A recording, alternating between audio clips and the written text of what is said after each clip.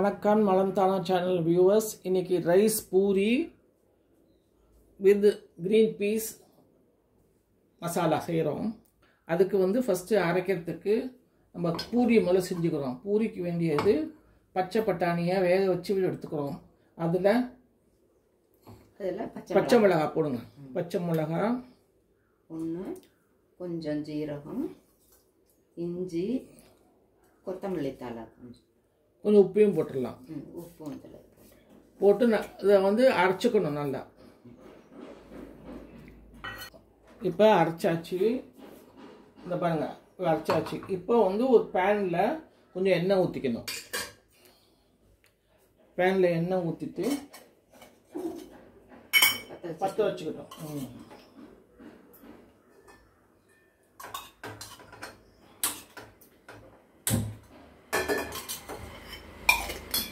எண்ணெய் ஊற்றிட்டு கொஞ்சம் ஜீரகம்,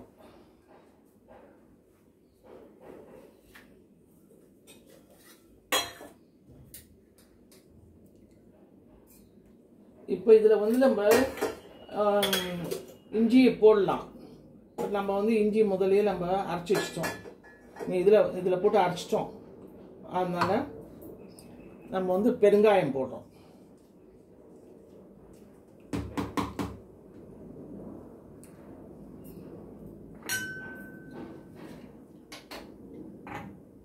பெருங்காயத்தை போட்டுட்டு கொஞ்சம் பெருங்காயம்,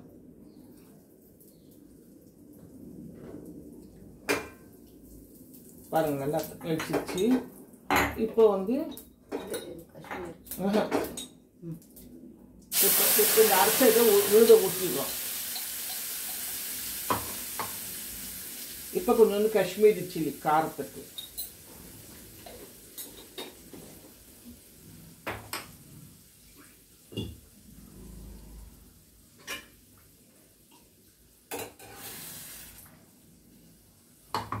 இப்போ இந்த பச்சை வாசம் போகிறதுக்கு நல்லா நம்ம கொஞ்சம் நேரம் நல்லா வேக விடணும். ஒரு 2 மினிட்ஸ் வெந்துருச்சுன்னா நல்லாயிருக்கும்.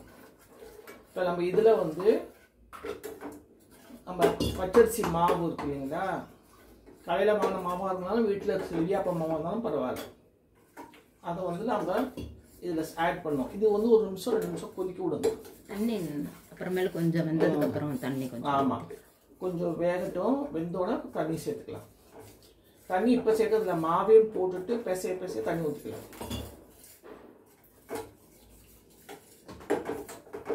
தண்ணி ஊற்றி கொதிச்சு பாருங்க நல்லா இப்படி கொதிக்குது பாருங்க. மாசம் கனகமான இருக்குது. இப்போ தண்ணியை ஊற்றிட்டாங்க. இது பேன் தான் சௌரியமாக இருக்கும், பேன் வச்சுருக்குது. உப்பு நம்ம முதலே போட்டோம். இது நல்லா கொதிக்கட்டும். இது கொதிச்சுன்னா அந்த பச்சை வாடையெல்லாம் போயிடும். இப்போ பாருங்க, நம்ம இது பச்சரிசி மாவு, இது ரவா. இது ரெண்டையும் நம்ம அந்த மரக்காது மரம் இது வச்சுக்கிறியா இல்லை விஸ்கு வச்சுக்கிறியா? இதே இதெல்லாம் சத்தம் இல்லாமல் இருக்கும், இல்லாட்டினா பாத்திரத்துக்கு.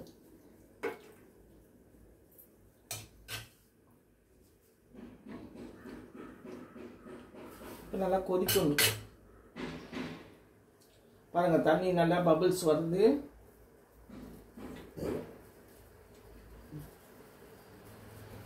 அந்த வாடை போனாதான் நமக்கு சப்பாத்தி சாப்பிட்றப்ப பூரி சாப்பிட்றப்ப நல்லா இருக்கும். இப்போ நம்ம கிண்டிகிட்டே இருக்கும். அப்போ நம்ம அரிசி மாவு போட்டுறோம். மெதுவாக கட்டி இல்லாமல் நம்ம இது பண்ணணும். இதோட ரவையும் போட்டுடணும்.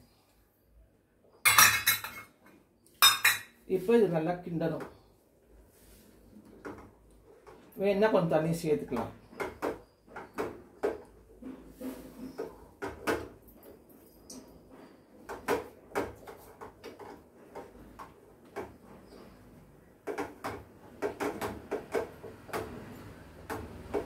நல்லா அப்படியே புழுங்கிடும் பாருங்க. என்ன நல்லா வருது பாருங்க. சரியாக இருக்குது தண்ணி.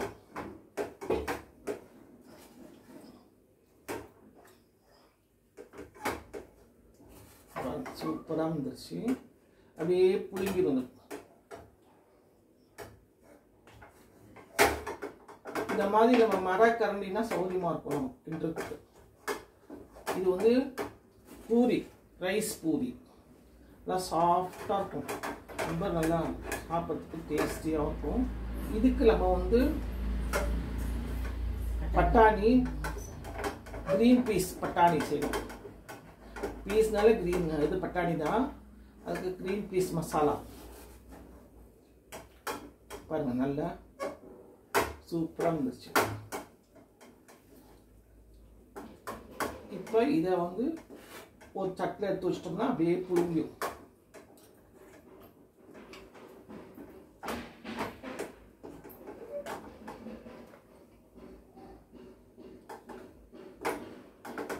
இப்போ ரெடி ஆயிடுச்சு. இது இதுலேயே இருக்கட்டுமா தட்டில்? அதுலேயே இருக்கட்டும். அதுலேயே நல்லா வேகட்டும். சூட்லேயே போட்டு மூடி வச்சுருங்க.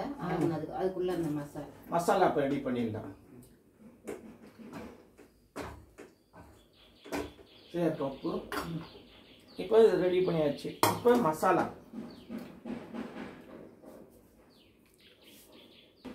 இப்போ க்ரீன் பீஸ் நம்ம செய்கிறோம். இப்போ வெண்ணெய் போடுறோம். நம்ம க்ரீன் பீஸுக்கு வந்து வெண்ணெய்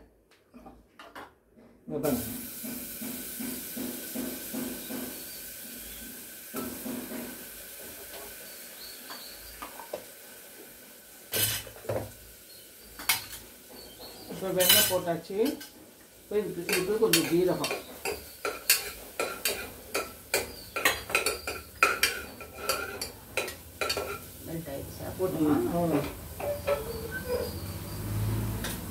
ஜீரகம் போட்டாங்க.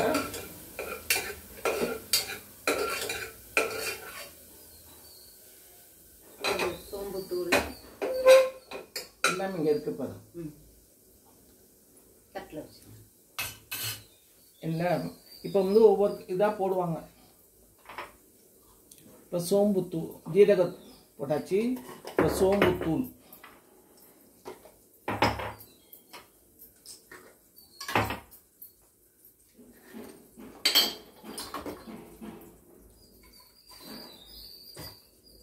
இந்த பூரியை ஊற்றிடணும். முதல்ல இந்த பூரியை ஊற்றிட்டோம்னா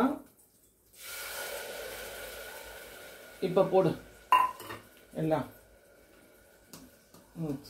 சோம்புத்தூள், மஞ்சத்தூள், சொல்லுங்க. மஞ்சத்தூள்,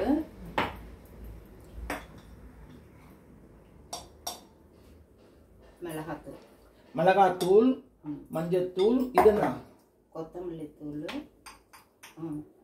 கொத்தமல்லி தூள், இது கரம் மசாலா, கரம் மசாலா, கரம் மசாலா, இஞ்சி,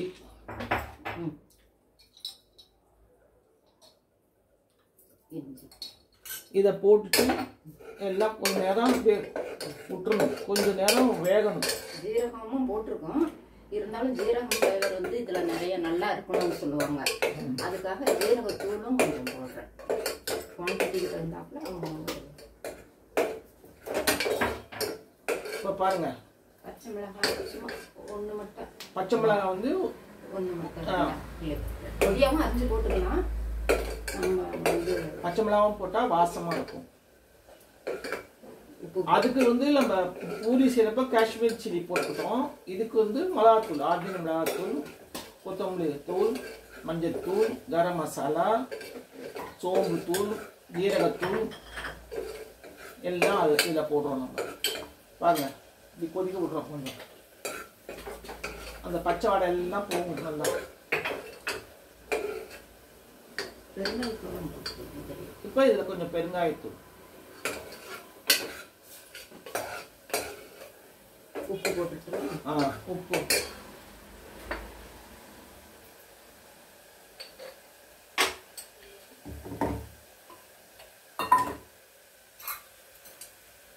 பட்டாணியில் உப்பு போட்டிருக்கோம். அதனால பட்டாணி உப்பு போட்டு கொஞ்சம் கம்மியாக போடுறோம். மசாலா இப்போ இந்த கிரேவிக்கு வந்து தண்ணி ஊற்றணும்.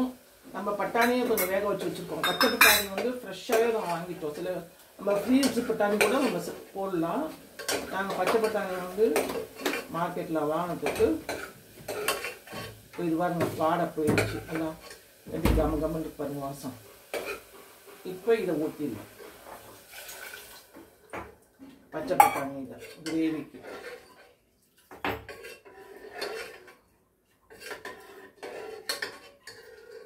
இதுக்கு கொஞ்சோண்டு பச்சரிசி மாவு போட்டுக்கணும். கொஞ்சமாக அது போட்டதும் தெரியக்கூடாது, போடாமல் இருக்கக்கூடாது. அப்போ ஏன் பச்சரிசி மாவு போடணும்? திக்னஸ் கொடுக்கும்.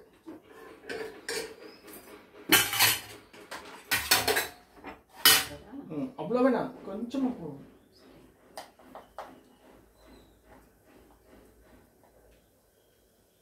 பச்சரிசி மாவு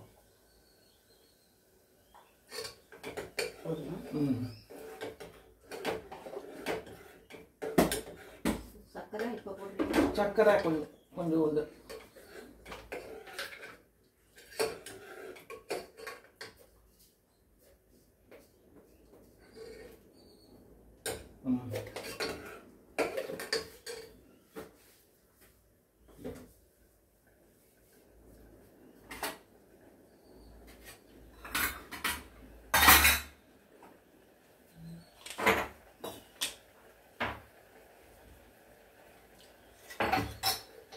இப்போ இதை வந்து நல்லா கொதிக்குது பாருங்க.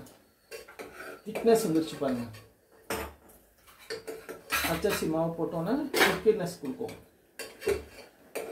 இப்போ இருந்தாலும் உப்பு பார்த்துக்கோங்க. இந்தா உப்பு பார்க்குறேன்.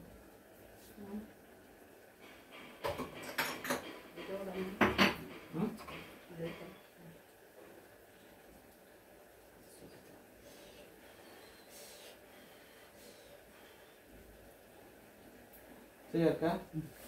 சரியா இருக்கு. உப்பு எல்லாமே சரியா இருக்கு. இதில் நம்ம கொத்தமல்லி தழை அதில் போட்டுக்கலாம்.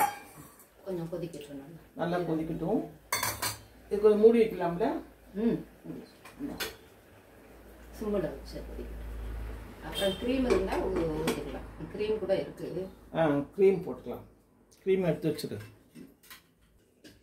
இப்போ பாருங்கள் கெட்டியாகிடுச்சு. நல்லா க்ரீன் பீஸ் சூப்பராக கெட்டியாக இருக்குது. நம்ம பூரிக்கு ரைஸ் பூரிக்கு தொட்டு சாப்பிட்றதுக்கு ரொம்ப நல்லாயிருக்கும். இட்லிக்கும் தொட்டுக்கலாம், தோசைக்கு தொட்டுக்கலாம், சப்பாத்திக்கு தொட்டுக்கலாம். அந்த வாடை பச்சை வாடையெல்லாம் போயிடுச்சு. இப்போ நம்ம வந்து ஃப்ரெஷ் க்ரீம் இருந்துச்சுன்னா அதை போடலாம். அதை பாருங்கள் ஃப்ரெஷ் க்ரீம் போட்டோம். கொத்தமல்லி ஃப்ரெஷ் க்ரீம் போட்டோம். க்ரீம் போட்டோன்னா அது கலரே வித்தியாசமாக இருக்கும். கொத்தமல்லி தலை நமக்கு எவ்வளோ போடணும் கொத்தமல்லி போட்டோம்னா அப்படி நல்லா இருக்கும். போட்டாச்சு. பாருங்க சூப்பராக பாருங்க. வெங்காயமே இல்லை, வெங்காயம் கிடையாது, பூண்டு கிடையாது,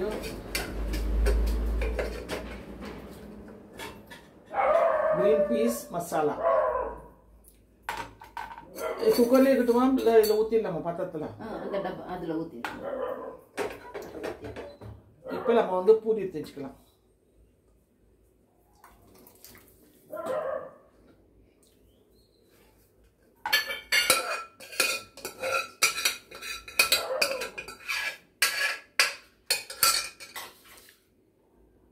பூரி தேய்ச்சாச்சு. இப்போ போடுறாங்க பாருங்க. போடுங்க.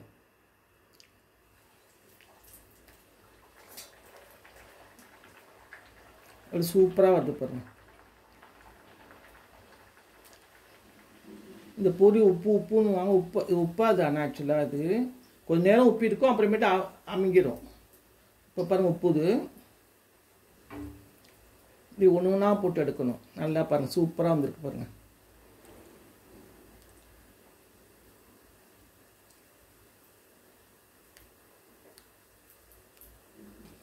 ஒரு நிமிஷம் வேகட்டும்.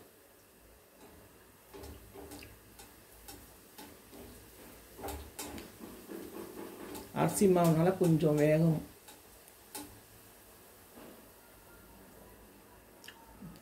பார்த்தீங்களா நொரை கட் நினச்சி பாருங்க.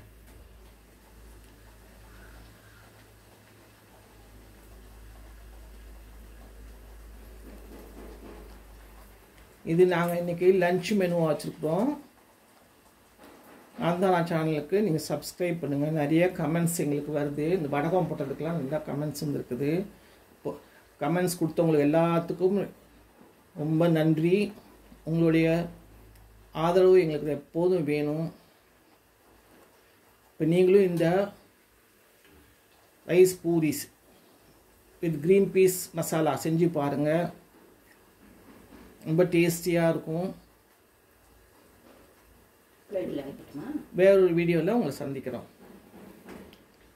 பாருங்கள் நல்லா வந்திருக்குது.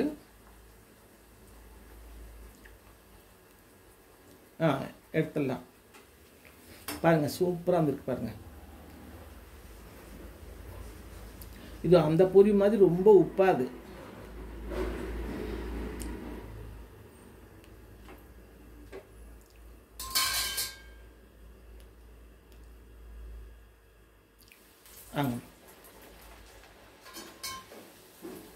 இப்போ உங்களுக்காக இன்னொன்று போட்டு காமிக்கிறோம். இந்த மாதிரி உருண்டை விட்டு வச்சுக்கிட்டு நம்ம ஓரத்தில் கொஞ்சம் வெடிப்பு வரதுக்காக நம்ம கட் பண்ணிக்கிறோம். அப்படி இதில் வச்சு கட் பண்ணிக்கிறோம். கட் பண்ணிக்கிட்டோம்னா நம்ம ஷேப் கிடைச்சிடும் நமக்கு. இது அரிசி மாவுனால